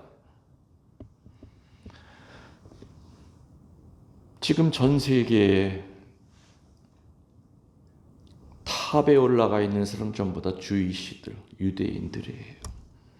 미국, 유럽을 잡고 있는 게 다 유대인들이에요. 그러니 그 히틀러가 얼마나 많은 유대인들을 죽였습니까? 씨를 말리려고 했지만 지금은 다 탑이 돼 있죠. 어느 공동체 가든지 어떨 때 외국에 나가서 그 미국 성당 이렇게 피정할 때가 있어요. 사석에서 이렇게 만나서 얘기해 보면 다 주이시들이에요. 다 유대인들이에요. 정말 똑똑하고 능력 있죠. 그 유대인들이 왜 그렇게 축복을 받고 있느냐? 딱 하나예요. 첫 번째, 할아버지 잘 둬서 그래. 그 할아버지 성함이 뭐라고요? 아시고 브라함이에요. 그래서 여러분들, 나 하나 살다 죽으면 그뿐이지가 아니에요. 내가 어떻게 하느님께 순명하고 살았느냐에 따라서 내가 보지도 못할 200년, 300년 내 후손한테까지도 내가 하느님에 대한 그 순명에 대한 그 결과가 영향을 미치는 거예요. 그래서 우리는 절대로 함부로 살면 안 돼요. 뭐 죽으면 그뿐이지.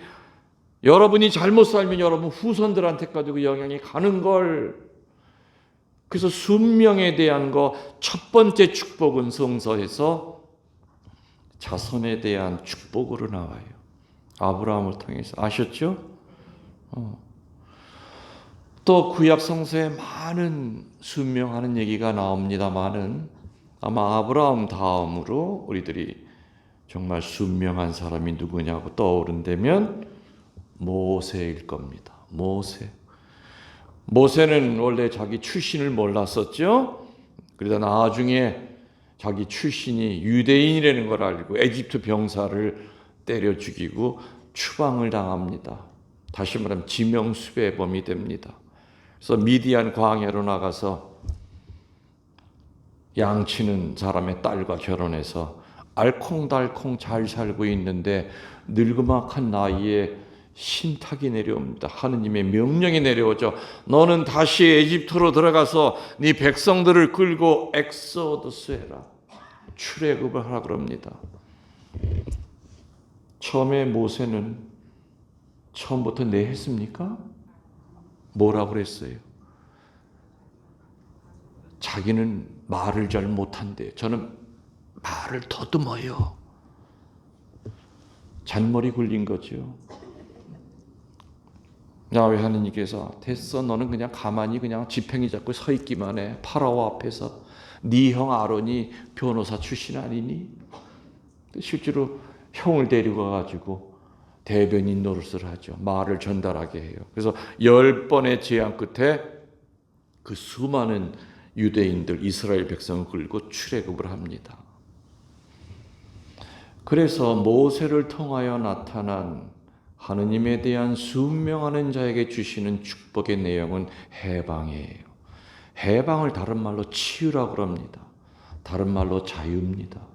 그래서 하느님에게 순명하는 자는 하느님에게 얽히는 것이 아니라 자유를 느껴요.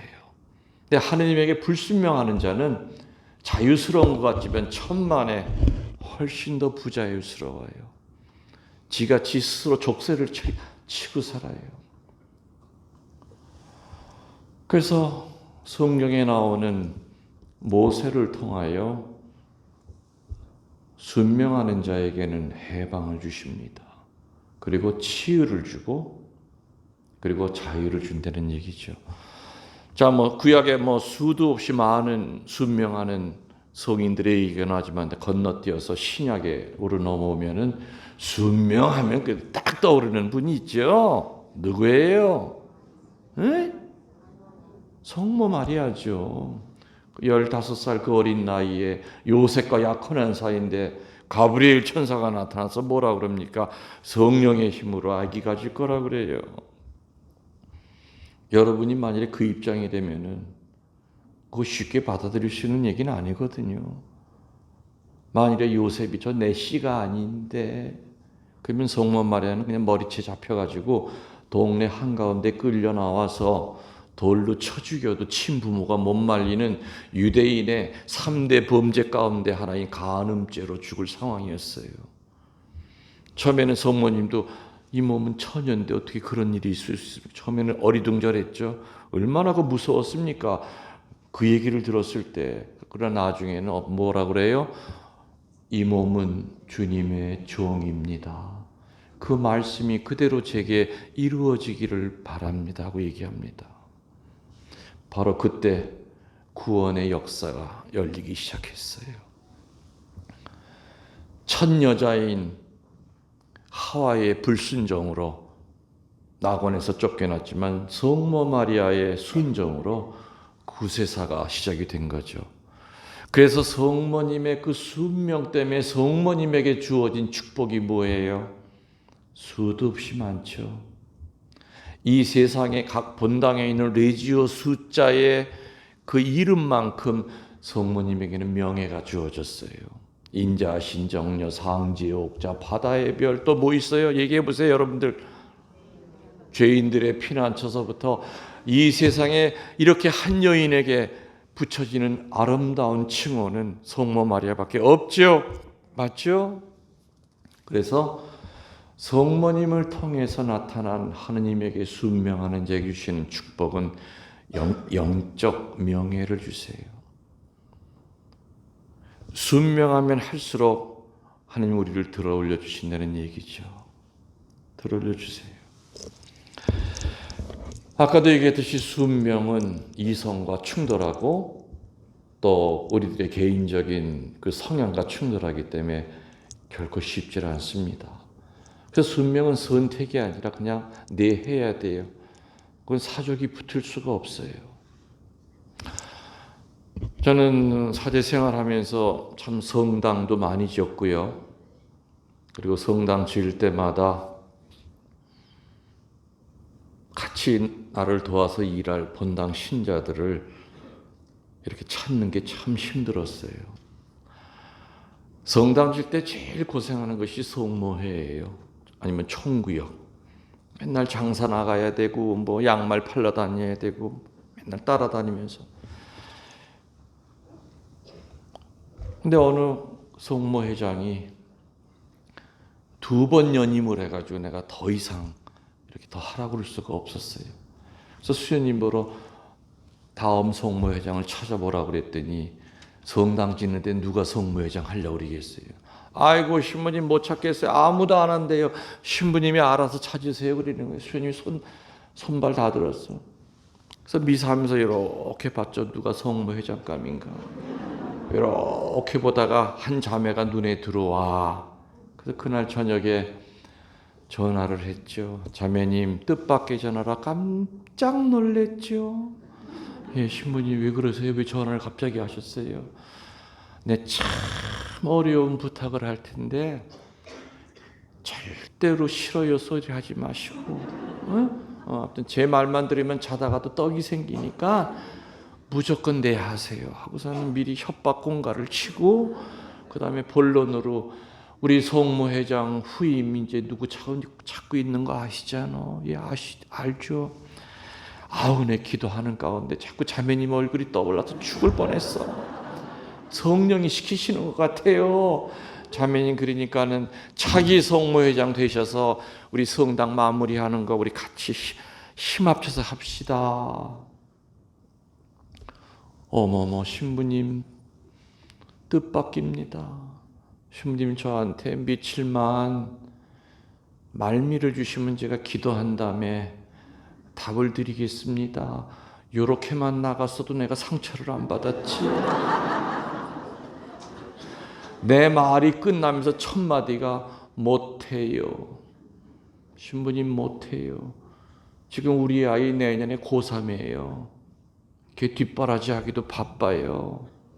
왜 하필이면 저예요. 신부님 죄송하지만 전화 끊겠습니다. 버르장머리 없이 내가 끊기기 전에 지가 먼저 끊어.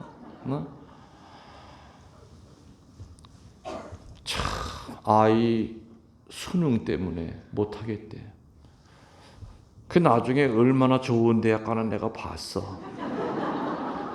그 자식 결국에 오수합디다.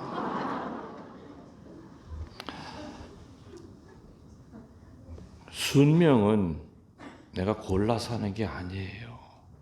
아까 순명하면 무슨 축복받는다고 첫 번째가 자손에 대한 축복이 내려간다고 그랬잖아요. 그 자매가 아무리 자식 수능고사 내가 봐도 핑계야. 뭐 수능고사 내년인 엄마가 지 혼자뿐인가. 내 했으면은 그 자식 첫 번에 서울대 갔을 거야. 네?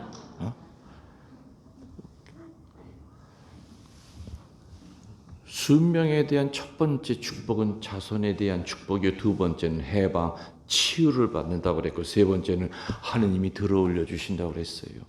영적 명예를 주신다고 그랬어요. 지금 이 얘기를 들으면서 가슴이 찔끔하는 사람들이 꽤 있어요. 제가 알아요.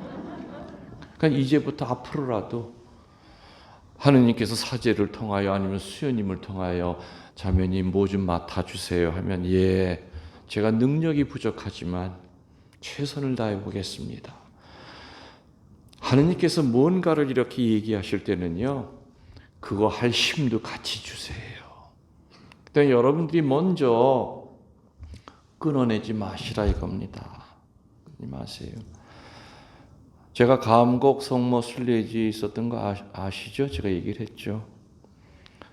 2005년도에 감곡 성당에 이제 부임을 했습니다. 그런데 그 전에가 이제 진천본당이 있었는데 진천성당 50주년 기념 행사를 2달 앞두고 갑자기 주교님이 호출해요. 교구청에. 갔더니 주교님 얼굴이 거의 똥색이야. 주교님 왜 어디 편찮으세요? 신부님 큰일 났어요. 왜요?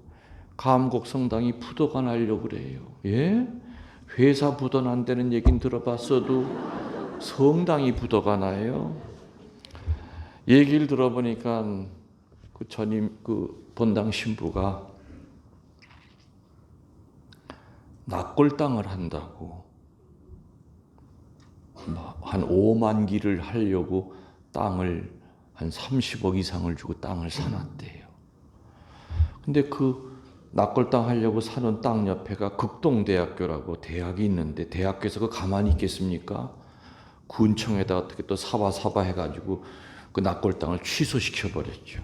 뭐 들어가는 진입로 어쩌고 저쩌고 해가지고 못하게 한 거예요. 근데 그 땅 살려고 들인 그 꾼 돈 30억이 사채야 전부 다. 헌금 100만 원 조금 더 나오는 그 시골 본당에서 이자가 매달 2,800만 원씩이 나왔어요. 그러니까 이 젊은 신부님이 그때 그 신부님이 한 42살 된 젊은 신부님이었는데 자기 생각에 5만 기 납골당 하면은 300만 원씩 팔아도 150억이에요. 그럼 땅 살려고 꾼 돈 30억은 이건 껌값이야. 그죠? 근데 세상만사 그렇게 쉽게 됩니까? 여기저기서 반대하고 난리예요. 또 그 극동대학교에서는 신자들을 매수해서 납골당만 반대해줘라. 그러면 학교 매점 주겠다. 이권을 갖다 제시하니까 성당이 반으로 갈라진 거예요. 납골당 반대파, 찬성파. 반대파들은 신부님 강론할 때 소리 지르고 난리가 난 거예요. 올라가서 마이크 뺏고. 그 유서 깊은 성당이 한국에서 신부가 제일 많이 나오고 수녀가 제일 많이 나온 그 아름다운 성당이 개판이 된 거예요. 이 젊은 신부가 깍두기 머리들은 돈 달라고 성당 마당에 쫙 깔려 있지. 깡패들은 밤중에 보따리 싸가지고 도망을 친 거야. 그러니 부도가 난 거죠. 주교님이 저한테 그 사정을 얘기하시는 거예요. 그래서 저는 근데 해필이면 왜 절 불러서 얘기하세요?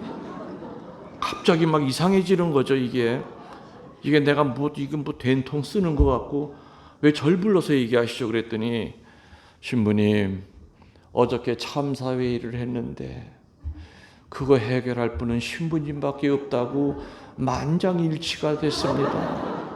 참 웃겨요. 내 어려울 때는 한 번도 만장일치로 도와준 적도 없으면서 자기들이 가기 싫은 건 다 만장일치로 나한테는. 그럼 주교님 제가 가야 되는 겁니까? 신부님이 죽었다 깨도 못 간다면 억지로야 보낼 수는 없지만 신부님 가셨으면 합니다. 근데 아까 주교님 빚이 지금 얼마나 그러셨어요? 그때는 주교님이 28억이라고 그랬어요. 나중에 가니까 차용증서 전임 신부 사인한 거 들고 오는데 33억까지 올라간 거예요. 28억이래 주교님이. 그래서 하는 얘기가 주교님 얘기가 주교님 제가 28억을 갚으라고요. 차마 그 부탁은 못 하겠대. 이자가 3천만 원이 가까우니 신부님이 3년 동안 이자만 좀 막아달래요. 그 몇 년 지나고 나서 그 사놓은 땅이 좀 공시지가가 올라가면 그거 팔아서 원금을 좀 까놨고 원금을 갚겠다는 거죠. 진천성당 50주년 2달을 앞두고 갑자기 이제 강국으로 가게 됐죠. 진천 신자들은 난리가 난 거예요. 교구청에 가서 왜 우리 신부님 지금 준비하고 있다가 초상집이 된 거죠. 신자들 진정시키고 교구청에 몰려간다고 될 일이 아니라 우리 교구에서 제일 오래된 성당, 우리나라에서도 몇 지 안 가는 이 성당이 지금 쓰러지게 됐다고 저를 선택하셨으니 기도만 부탁합니다고 저는 급하게 갔어요. 그게 2005년도 8월 27일이었어요. 세상에 부임하는 날 들어가 봤더니 성당 마당에 까만 양복을 입고 깍두기 머리들이 껌을 찌끌찌끌 씹으면서 담배를 꺼나물고서는 저를 기다리고 있었어요. 성당 안에 들어갔더니 환영하는 신자들이 30명도 안 돼. 다 고개를 숙이고 있는 거예요. 제대 뒤에 있는 매개 칠거 성모님 얼굴이 그렇게 슬퍼 보일 수가 없었어요. 그래서 부임하는 첫날이 그렇게 시작이 됐죠. 그리고 그 다음 날부터 이 깍두기 머리들이 몰려와서 돈 달라고 하는데 돈이 어디 있어요, 제가. 아마 교구 신부들은, 참사들은 능력 있는 신부 보내면 아마 해결할까 그러지만 제가 돈이 어디 있어요. 사무실에 들어와서 행패 부리고 경찰 오면 또 도망갔다가 또 술 먹고 가서 다 때려부시고 이건 성당이 아니었죠. 몇 개월을 제가 견디니까 제가 한 7kg가 빠집니다. 그리고 한 7달 됐을 때 저도 결심을 했죠. 나도 밤중에 튀자. 어떻게 해결할 방법이 없었어요.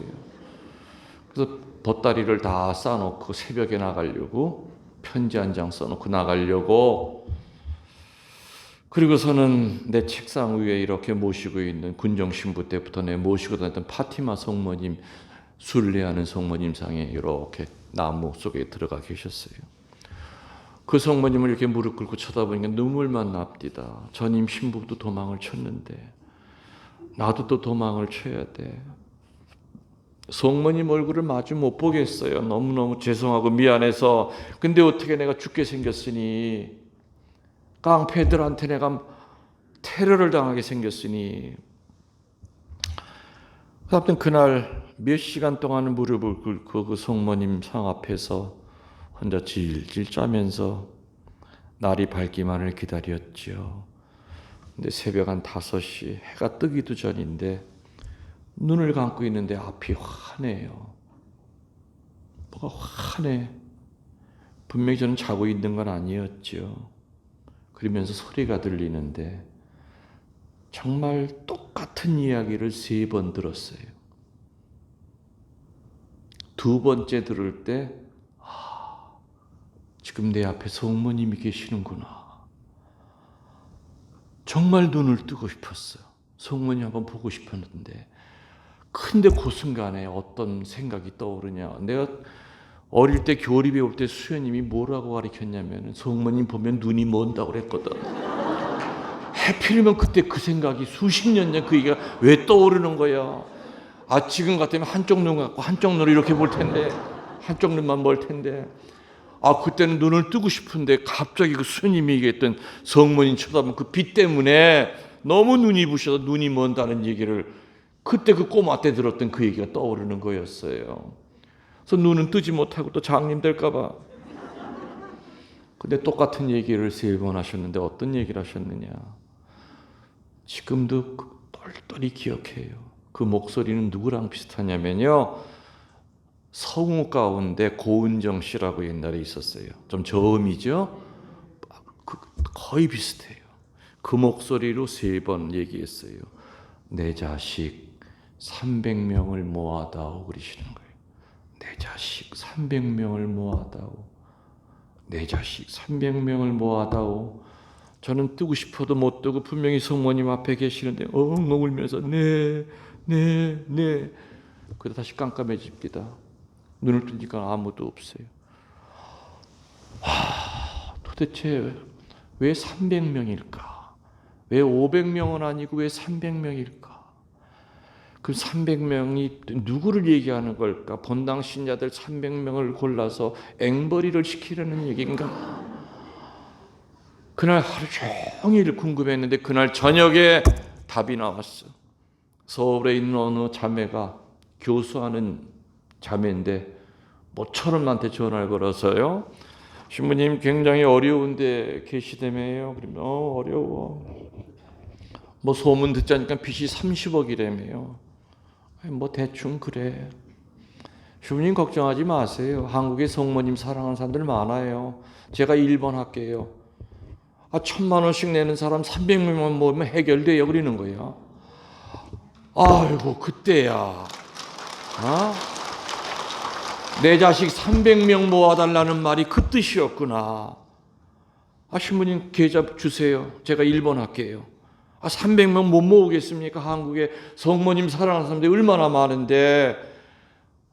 전화 끊고 나니까 그게 그 뜻이었구나. 이제 비빌 언덕이 생겼구나. 그래서 그날부터 11시 술래미사 하면서 얘기를 했죠. 성모님이 300명 모으라 할 때는 이미 다 정해 놓으셨을 것이다. 여러분 가운데 한 명이 있을 수도 있고 없을 수도 있다. 성모님이 점 찍어 놓은 사람이. 근데 성모님한테 선택 받았느냐 안 받느냐 어떻게 판단해야 되느냐. 집에 가서도 아마 그 생각을 지울 수가 없을 겁니다. 매일같이 미사 끝나고 제의실에서 옷 벗고 제의실 밖으로 나가면요. 2-3명이 꼭 기다리고 있었어요. 300 천사 하겠다고. 그래서 매달 3억, 4억씩을 갚아 나가서 정확히 8개월 7일 만에 30억을 갚았어요. 8개월 7일 만에. 마지막 신협 3억을 갖고 나서 주교님에게 전화를 드렸죠. 주교님이 주교회의를 가셨대요. 그래서 비서 신부한테 메모 한 장 해서 주교님 책상에 올려놔다오. 어떻게 쓸까요? 감곡, 빚, 원금 오늘 5시, 오후 5시로 전부 다 빚 갚았습니다. 대충 그런 뜻으로 적어놓으라고 그랬어요.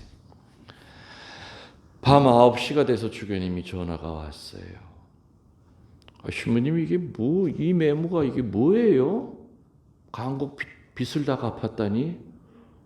주교님 읽으시는 그대로예요. 그게 무슨 뜻입니까? 아니 신부님 이자만 3년 동안만 막아달라고 보냈는데 어떻게 원금을 30억을 갚았어요? 간지 1년도 안 돼가지고. 주교님 너무 깊이 하려고 하면 다치시니까 너무 깊이 하려고 하지 마시고요. 이 김웅열 신부의 능력은 0이에요. 하나도 없어요. 여기 성모님 계신데 맞아요. 여기 성모님 계신데 확실히 맞아요. 성모님이 빚 갚아줬어요. 그러니까 주교님이 대답을 안 해요. 보니까 휴대폰 이렇게 띄고서 혼자 울고 계신 거예요.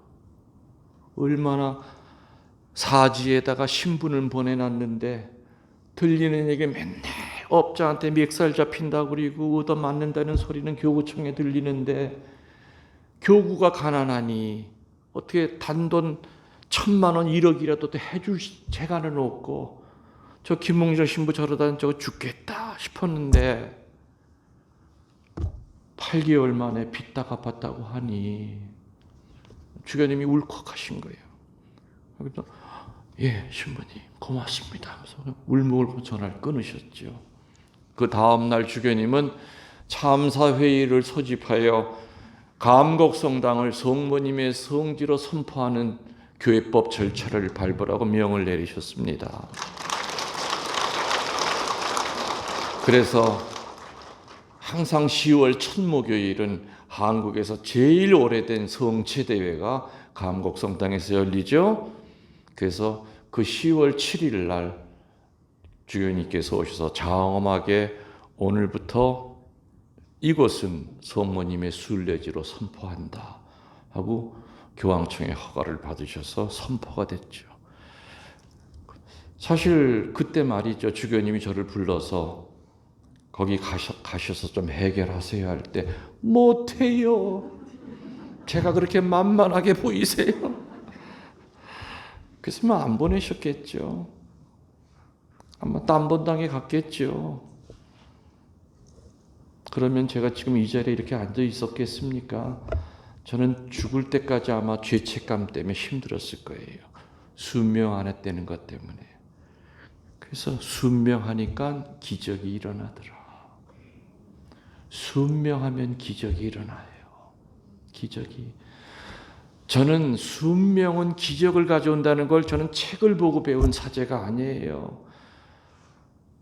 감곡에서 빚 다 갚고 또 극동대학교에서 또 땅을 자꾸 먹고 들어오기 때문에 아무튼 미리 또 땅을 사놔야 되기 때문에 거의 감곡에서 5년 동안 한 300억 이상을 이제 투자했어요. 순례자들을 도움을 받아서. 어마어마하게 큰 돈이었죠. 그리고 이제 한 2년 정도 본당과 순례지를 이제 분리시켜야 되겠다. 그래야 갈등이 좀 덜하겠다. 왜냐? 난 본당 신자들한테 최선을 다하는데 본당 신은 자꾸만 신부님이 순례자들하고만 어울린다. 우리들은 안 돌본다. 괜히 그런 생각을 하는 거예요. 그게 아닌데 여기는 본당 신부 따라와야 되고 성지 신부 따라와야 돼. 그 작업하는데 2년이 걸리기 때문에 그걸 준비를 하려고 하는데 또 주교님 호출 갔더니 또 주교님 얼굴이 또 색깔이 이상해. 주교님 왜 또 부르셨어요? 신부님 감곡은 급한 불 껐으니 베티로 가세요. 베티가 다 죽어가요. 주교님 2년만 좀 더 있으면 안 되겠습니까? 제가 안 간다는 것이 아니라 이렇게 좀 성지랑 본당이랑 좀 분리 작업을 좀 하고 또 성당 분리가 되니까 사제관도 2개가 돼야 되고 여러 가지 걸 제가 앞으로 해내겠습니다. 했더니 저도 그렇게 하고 싶은데 지금 베티가 너무 지금 삭막하게 죽어간다는 거예요. 아무도 안 찾아온다는 거예요. 그거 어떻게?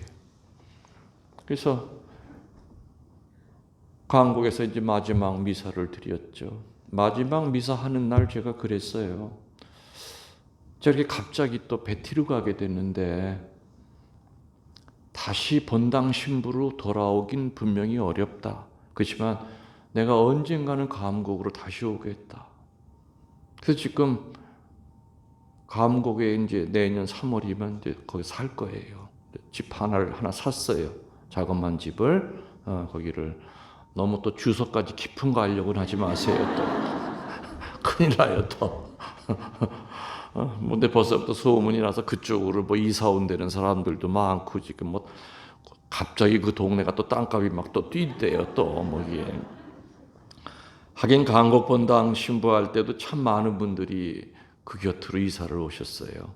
그래서 하여튼 뭐 그때 당시 뭐 경기 자체가 막 이렇게 올라갈 정도고 막 그랬었으니까는. 하여튼 베티에 그때 2010년도 8월 4일 날 비가 부슬부슬 내리는 장마 때 세상에 갔더니 나이 드신 수녀님 2분, 허벌판에 아무것도 없어요. 맨 흙바닥이고 어디 앉을 의자 하나가 없었어요. 아무튼 뭐 중간 생략하고 7년 동안을 또 베티를 갖고 위해서 정말 애를 썼습니다. 그래서 지금은 뭐 정말 전 세계 어디 내놔도 정말 뒤지지 않는 아름다운 성지라고 어제도 제가 얘기 드렸었죠.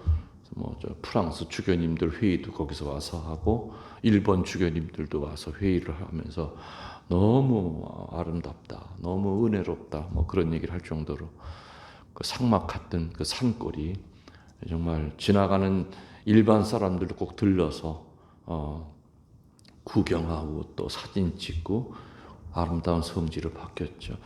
그래서 저의 그 38년 동안의 그 삶을 보면은 결국에는 어떤 신덕을 지키려고 애썼던 삶 같아요.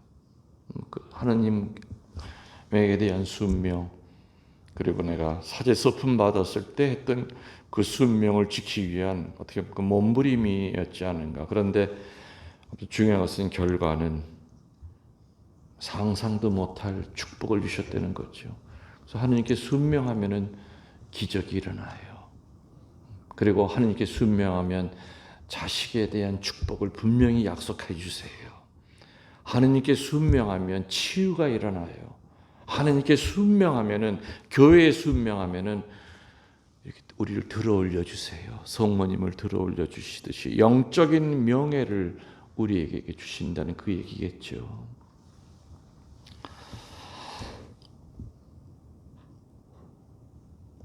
시간 지금 어떻게 됐어요? 잘 모르겠네. 지났어요? 아니면 아직도 멀은 거예요? 우리 몇 분에 시작했죠? 그 좀 보라니까 아직 안 보셨어요? 다 돼가요. 왜냐면 지금 망덕으로 넘어가려니까는 애덕으니까 시간 그게 건드리기가 좀 어려워요. 지금 시간이 다 됐다면 10분? 10시까지? 그러면 내가 망덕은 내가 안 건드리고요. 내 다른 걸 좀 건드릴게요. 다른 걸 좀 얘기를 좀 하는 게 좀 나을 것 같아요. 왜냐면 이 망덕, 그러니까 내일은 망덕이랑 애덕 이 얘기를 하고 그 다음에 치우기도 하고. 어제도 참 갈등을 겪었을 때가 괜히 안수 준다 그랬네. 내가 진이 다 빠질 텐데. 그러다가 그 유감이 조금 들었어요. 그러다가 그래 내가 쓰러지더라도 내가 안수 내가 줘야 되겠다. 그런 마음을 먹었으니까 내일 애덕이랑 망덕이랑 애덕의 삶이 뭐고 이렇게 또 이 삼덕의 삶을 사는 사람들한테 어떠한 그 신앙인의 그 모습이 또 드러나는지에 대한 얘기를 하고 난 다음에 바로 이어서 치유기도 들어갈 겁니다. 치유 기도는 한 30분에서 한 35분 정도 됩니다. 제가 사실은 뭐 이게 안수하면서 제가 여러분들한테 각자 어디를 짚으라고 얘기를 합니다. 머리에 손을 대라고 하기도 하고 머리 위서부터 다 발가락까지 한번 다 치유를 이렇게 할 겁니다. 내가 직접 가서 못하기도 여러분 스스로가 어디에 손을 대라고 할 겁니다. 그리고 또 이제 내일 이 자리에 없다 하더라도 지금 내 아들이 어디가 아프다 그러면은 그 아픈 부위에 손이 갈 때는 그 사람을 봉헌하라고 그랬죠. 그럼 분명히 그 치유의 은혜가 내려갈 겁니다. 그리고 육신의 치유만이 아니라 또 영적인 치유, 제일 중요한 것이 구마입니다. 그래서 어둠이 그 사람을 상처를 통해서 휘어잡고 있을 때 어떤 그런 그 구마 기도도 뭐 정식적인 구마 기도는 뭐 시간이 너무 오래 걸리기 때문에 여러분들이 집에서도 평상시에 할 수 있는 그런 것도 구마 기도도 가르쳐 드릴 거고 그리고 난 다음에 아무튼 한 사람씩 안수를 하면 너무 시간이 오래 걸리네. 은총의 밤 제가 첫 토요일 때 항상 내가 2사람씩을 해드렸어요. 그리고 안수할 때 혹시 본당에 이제 간부들 계시면은 남자들이 할 때는 남자들 그 뒤를 좀 받쳐주셔야 될 때가 있을 겁니다. 자매님들이 혹시 뒤로 넘어질 수도 있기 때문에 그때는 반드시 자매님이 뒤에서 잡아주셔야 됩니다. 그건 확실하게 하셔야 됩니다. 자매님이 흔들 때 남자가 잡으면 안 되고 또 남자가 흔들고 때 여자가 잡으면 같이 넘어집니다. 남자 무게 때문에. 그러니까는 쓰러지려고 하시면 끌어안아 주셔야만 머리 여기 또 돌이라 이거 뭐 여러분들 머리가 얼마나 돌인지 모르지만 그냥 여기랑 붙여 누가 이길지 모르겠지만 아무튼 큰일 납니다. 뇌진탕 걸리니까 조심하셔야 되겠고요. 아무튼 그렇게 하면은 제 생각에 내일도 미사는 제가 이렇게 하고 오늘도 미사 한 35분 정도 한 것 같습니다. 그리고 한 5분 정도 쉬었었죠. 그래서 사실은 지금 이제 뭐 다 채운 건데 그 이제 5분 이제 늦게 시작한 그것 때문에 그래서 내일도 같은 그 텀으로 같은 그 흐름으로 미사하고 오늘 못 들으신 망덕, 애덕의 삶 그리고 망덕, 애덕, 신덕의 삶을 살 때 어떤 지향을 가지고 살아야 되느냐는 것을 조금 더 구체적으로 얘기를 드리고 난 다음에 바로 이제 치유기도 하고 그 다음에 이제 안수를 마지막으로 해드리겠습니다. 그래서 내일은요 여러분 그냥 마음을 느긋하게 절대로 10시에는 못 끝납니다. 안수까지 하기 때문에 안수를 안 하면은 10시 한 20분 정도는 끝날 것 같은데 안수를 하시면은 내가 볼 때 11시는 충분히 시간이 됩니다. 그래서 힘든 건 제가 힘들까요? 여러분이 힘든 걸까요? 제가 더 힘들겠죠. 그리고 이제 뭐 저도 아무래도 이제 뭐 겉으로는 34살처럼 보이지만 이제 제 나이가 있으니까는 옛날에는 뭐 하룻밤 사이에 뭐 철야 기도를 하고 뭐 정말 몇백 명과 같이 뭐 안수 기도를 하더라도 지치질 않는데 지금은 이제 그런 상황은 아니기 때문에 두 분씩 나오면은 이제 두 분씩 안수를 드릴 거고 이미 고전에 치유기도 할 때 머리 끝에서 발가락까지 여러분이 이렇게 손을 대면서 하나하나 제가 좀 섬세하게 짚어드릴 겁니다. 그러면 여러분들은 이제 아멘 하면서 이렇게 답을 하시면 되고 하나 끝나면 그 다음 또 기관으로 계속 내려갈 겁니다. 또 여자들의 관계되는 병도 있지요. 그거 제가 하나하나 짚어드릴 겁니다. 그리고 오늘 내일 그 자리에 없다 하더라도 또 혹시라도 어제 오늘 나오시 않았던 분이라 하더라도 혹시 주변에 아프신 분들이 계시면은 이건 뭐 병 날려고 내가 온 건가 뭐 그런 어리석은 생각하지 마시고 처음에 얘기했죠. 예수님 치유하실 때 조건 붙인다고 그랬어요? 안 붙인다고 그랬어요? 그렇죠. 믿음이 있건 없건 내리 사랑입니다. 그렇기 때문에 그 어느 사람에게나 그 치유해 주신다니까 내일 이 자리에만 오기만 하면 돼요. 그래서 하여튼 초대하실 분이 있으면은 초대하시고 초대할 때 적어도 묵주기도 한 단을 바치신 다음에 전화를 하세요. 초대하실 때 그냥 무대뽀로 뭐 내일 와라 그러죠. 그렇게 하지 마시고 지혜롭게 초대해 주시기 바랍니다. 오늘 말씀은 이제 강복으로 끝내도록 하겠습니다. 일어나십시오.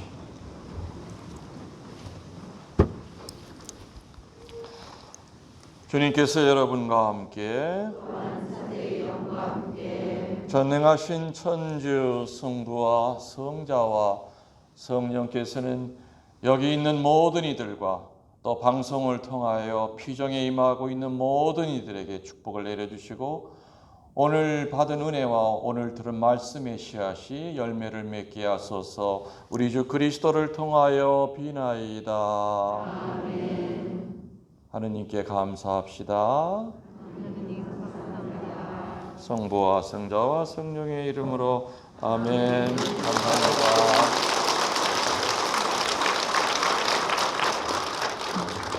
그 말씀해 주신 내일 7시 30분 바로 시작하도록 하겠습니다. 기도를 드리시죠.